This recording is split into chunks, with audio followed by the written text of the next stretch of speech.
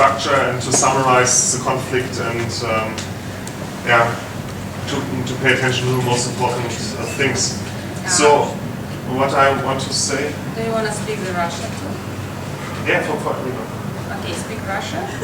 Or can you translate? Okay, no, okay, please. Oh, great. But then we need 10 minutes maybe. You will get only 5. Ну, у нас была, наверное, одна из самых противоречивых тем, которой мучается уже общество всемирное более 2 лет. И хотелось бы начать с того, вообще, как нам видится причина того, как родился этот кризис.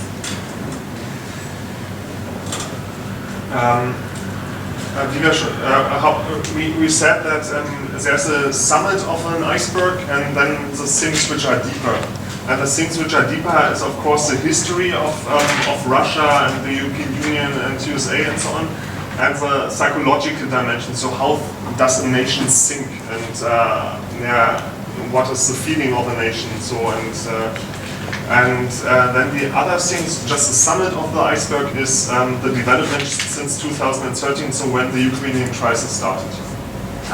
Ну, обращаясь назад к модели айсберга, хотелось бы сказать, что есть видимая и невидимая часть этого украинского конфликта. И огромную часть того, что мы не видим, это история 2 государств, взаимное и национальное самосознание как Украины, так и России. К видимой части относится тот военизированный конфликт, который состоялся в последние годы. So and the history is that of course there has been a Cold War before 1990. So there was a conflict between, so after the Second World War, somehow the world was divided into Eastern and Western, and the USA and the Western part of the European Union was one part, and the Eastern part of the European Union and Russia have been the other part. After 1990, many satellite states of the Soviet Union, they have come to the European Union, and they joined the NATO. NATO is a defensive military organization which combines now the European Union and the USA, and if one state of the European Union or USA is attacked by maybe Russia, the whole NATO will aggress the one who attacks. So and so the border always got more eastern and eastern. I just know that you don't speak Russian, so Что касательно истории, вы знаете, что после войны весь мир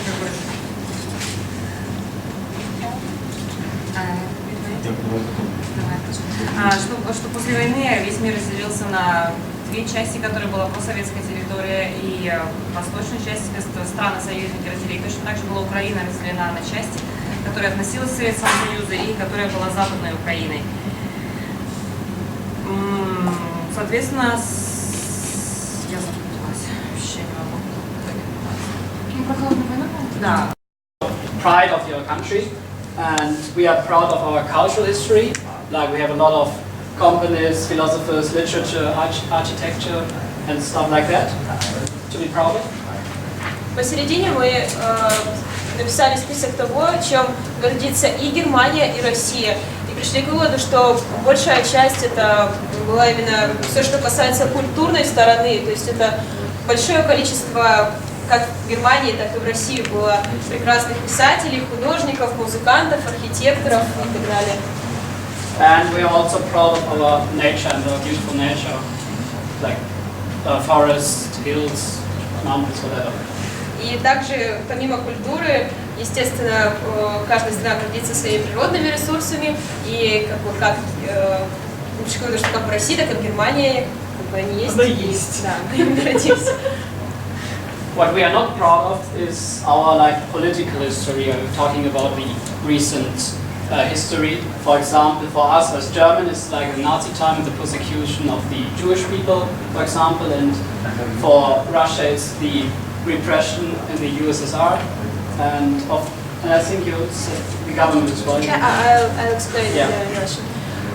Также это можно сказать, тоже отнести к общему, те вещи, которыми мы вместе не гордимся, это наша политическая часть, это историческая часть истории, историческая часть политики, не знаю.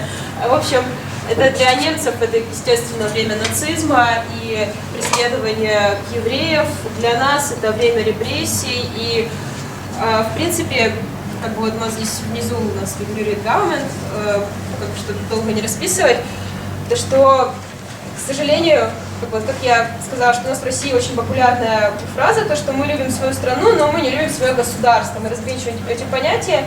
И Алекс согласился со мной, что на самом деле, как бы, именно когда мы говорим о патриотизме, мы больше именно нужно говорить все-таки о своих чувствах к стране, к своей, но не о политической верхушке.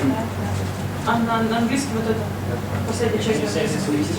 In government? Okay. I told that in Russia we have some common phrase like we are proud of our country, but unfortunately we are not proud of our government. And Alex said that similar, because you can't really say, oh, they make such a good policy or whatever. We're like, For sure. You can continue. Okay, and then we were having, of course, some differences in what we are proud of or what when we say about our pride.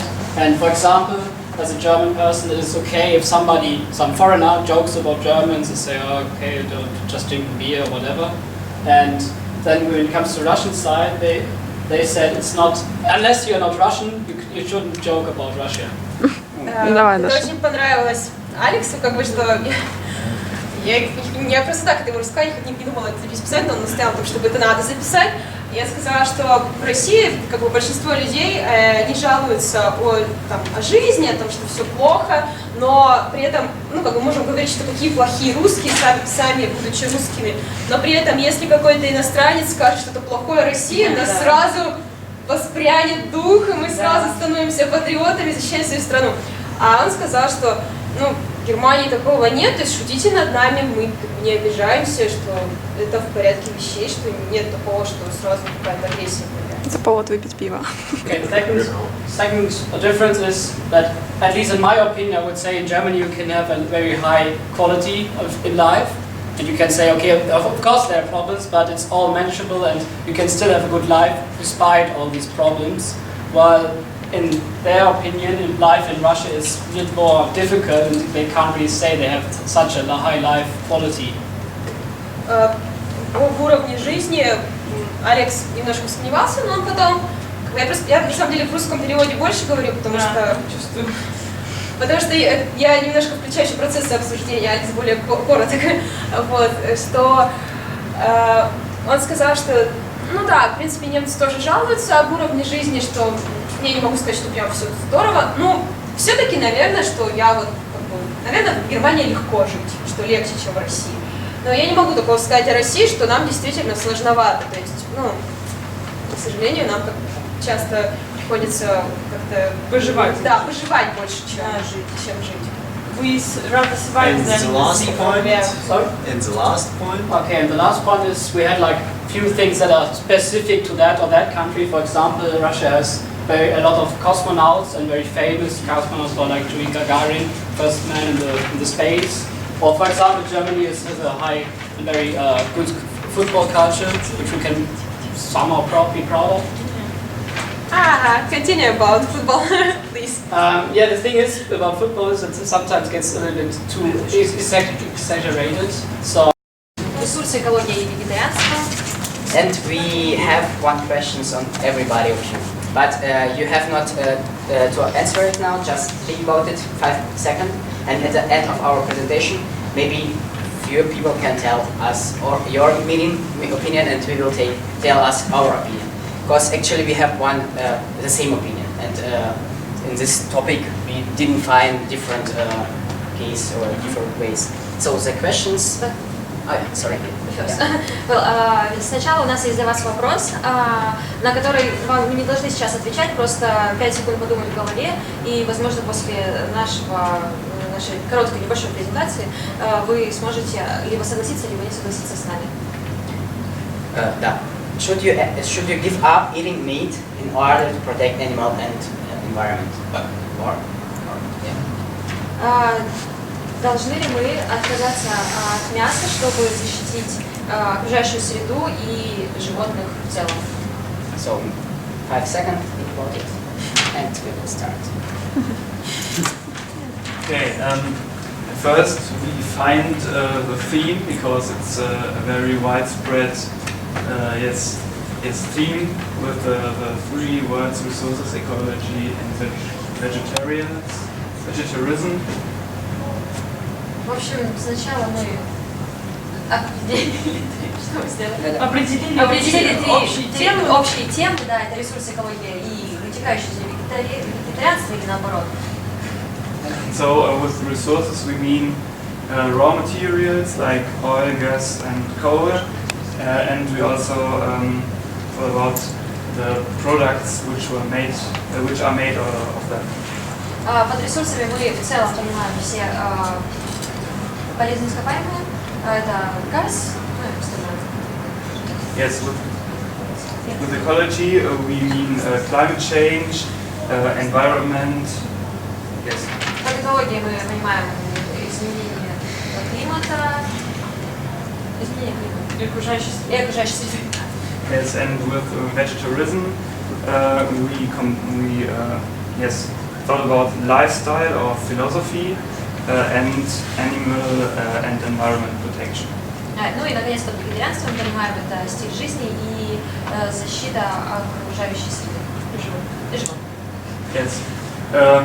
How do these three topics are combined? Как можно объединить все эти три темы? Yes, vegetarianism can be seen as an engagement. Engagement for the climate, for protecting animals and the environment. То есть как можно определить эти три темы в целом, что вегетарианство, спасибо, это Ангажированность. да, Короче, вегетаризм это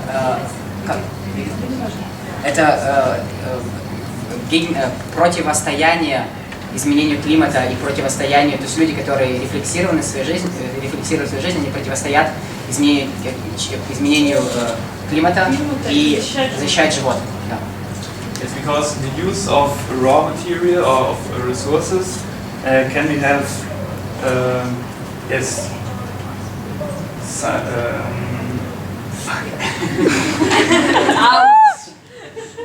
yes can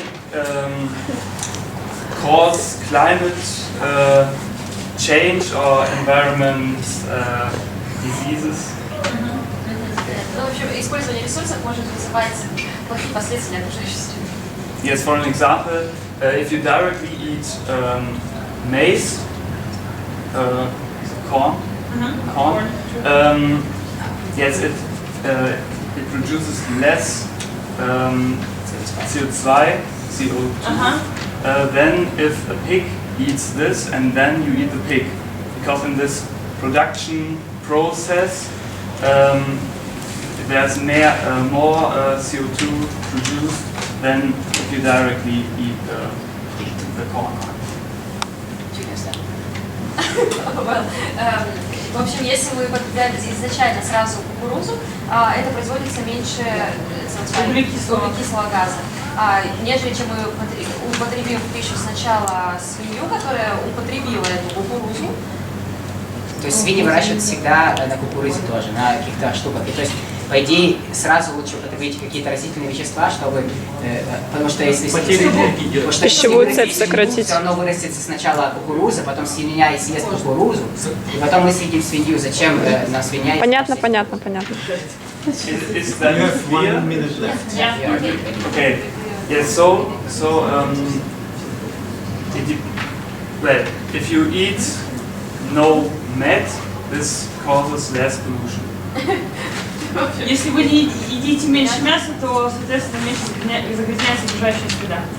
Это наше общее мнение, к которому мы пришли, вот когда увидели эту тему, то есть мы это обсудили, это наш вот всесторонний позиция. Но мы не вегетарианцы. This is their opinion that they have come to That's discuss not an it in the opinion, group. that is proof. Yeah. That is a fact. Okay. She said opinion, she says the opinion. Sorry. факт, не мнение, а факт. А можно узнать? Okay. Зачем тратить столько? Бутерброд. А то эти нужно зафиксировать, да? Ты хочешь? Да, пожалуйста. Спасибо. Я уже устала всем все давать, возьмите все сами. Надо нож? Я дам. Видите, сидишь, тоже Я очень да. Это ты как думаешь, тебе не? Нет, в принципе, мне не то, что сложно. Надо? Давай. Нож.